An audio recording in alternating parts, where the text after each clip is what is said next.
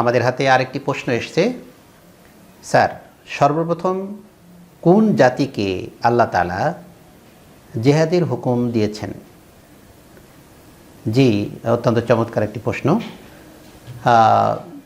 ভাই, আপনার প্রশ্নের উত্তরে বলছি যে পৃথিবীর শুরু থেকে বহু নবী আম্বিয়া আলাইহিস সালাতু ওয়াস সালাম পৃথিবীতে আগমন করেছেন। প্রথম থেকে মূলত এই জিহাদ বলতে আমরা যেটা বুঝি, কোনো একটা পক্ষের সঙ্গে কিছুটা লড়াই করে বেঁচে থাকা অথবা তার দায়িত্বকে আদায় করে নেওয়া। এই যে অবস্থা, এটির নির্দেশনা মূলত প্রথম দিকের নবীদের উপরে হয়নি। যেমন আমরা যদি লক্ষ্য করি তাই দেখব যে হয়তো আদম আলাইহিস সালাম থেকে শুরু করে পৃথিবীতে বহু নবী এবং রাসূলগণ এসেছেন, এবং এই প্রত্যেক নবী মূলত তাদের জাতির সঙ্গে আদম আলাইহিস সালামের সঙ্গে তো সময় তো কোনো মানুষ ওইভাবে ছিল না। পরবর্তীতে এসে নূহ আলাইহিস সালাম যখন আসলেন, তখন আল্লাহ তাআলা সরাসরি নূহ আলাইহিস সালাম দীর্ঘদিন মানুষকে তার জাতিকে দাওয়াত দিয়ে দিয়ে যখন শেষ পর্যন্ত হলো না, তখন আল্লাহর কাছে নূহ আলাইহিস সালাম নিজেই দোয়া করলেন যে আল্লাহ রাব্বুল আলামিনের কাছে দোয়া করলেন যে আল্লাহ, তুমি এই জাতিকে হেদায়েত দাও, নইলে এই জাতিকে ধ্বংস করো। লা তাজাল আলাল আরদি মিনাল কাফিরিনা দাইয়ারা।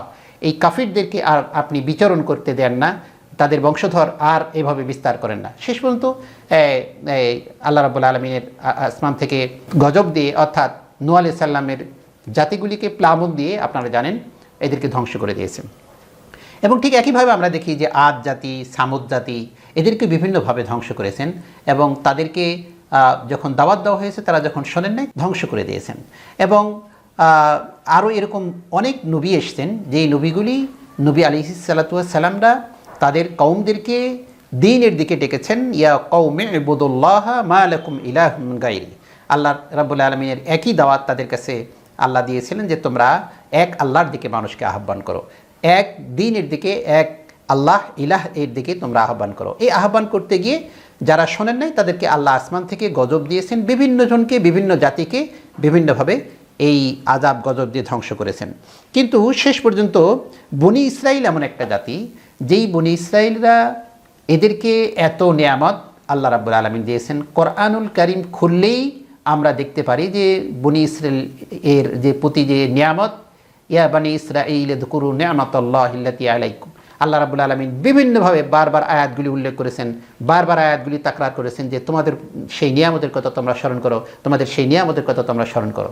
কিন্তু শেষ পর্যন্ত মূসা আলাইহিস সালাতু ওয়াস সালাম যখন তার কওমকে নিয়ে ফেরাউনের অত্যাচার থেকে বাঁচার জন্য চলে যাচ্ছিলেন সেই জেরুজালেমে, এবং সেই ফিলিস্তিনের সেই জায়গাতে এক শক্তিশালী সম্প্রদায় সেখানে অবস্থান করছিল।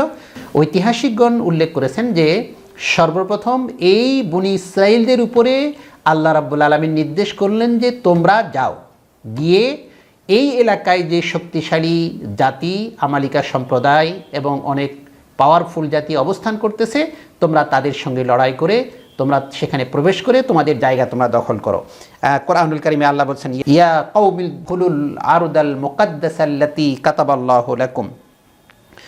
আল্লাহ রাব্বুল আলামিন বললেন যে তোমরা সেখানে প্রবেশ করো।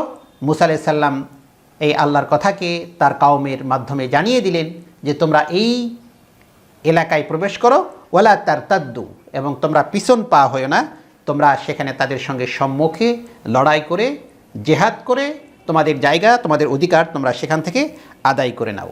কিন্তু দুঃখের বিষয় হলো যে এই বনি ইসরাইলদেরকে যে সর্বপ্রথম আল্লাহ রাব্বুল আলামিন ঐতিহাসিকদের মতে এই নির্দেশটি করলেন, এবং এটি ছিল সর্বপ্রথম তাদের প্রতি নির্দেশ এবং জিহাদ করার আদেশ, সেই আদেশ পালনে বনি ইসরাইলরা সেখানেও ব্যর্থ হয়েছে।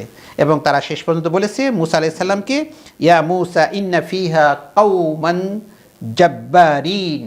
মূসা আলাইহিস সালামকে বলেছে যে এখানে অনেক শক্তিশালী পাওয়ারফুল জাতি আছে, আমরা তাদের সঙ্গে লড়াই করতে পারবো না। এই জবাব থেকে আমরা বুঝতে পারছি যে বনি ইসরাইলকে বলা হয়েছিল তোমরা সেখানে গিয়ে লড়াই করো, কিন্তু তারা বলছে যে ফিহা কওমান জাব্বারিন, সেখানে রয়েছে এমন এক শক্তিশালী জাতি, যেই জাতিগুলির সঙ্গে আমরা লড়াই করে পারবো না। ফাযহাব আনতা ওয়া রাব্বুক, বরং হে মূসা তুমি যাও এবং তোমার রব যাও, ফাকাতিলা, এবং তোমরা দুইজন এখানে লড়াই করো, ইন্না হাহুনা কাঈদুন, আমরা এখানে বসে থাকছি। এই যে নির্দেশনা সর্বপ্রথম লড়াই করার এবং জিহাদ করার, এই বনি ইসরায়েলকে আল্লাহ রাব্বুল আলামিন দিয়েছেন, যেটি সূরাতুল মায়েদার 21 নম্বর আয়াত দিয়ে প্রমাণিত হয়। আল্লাহু আ'লামু বিস-সাওয়াব।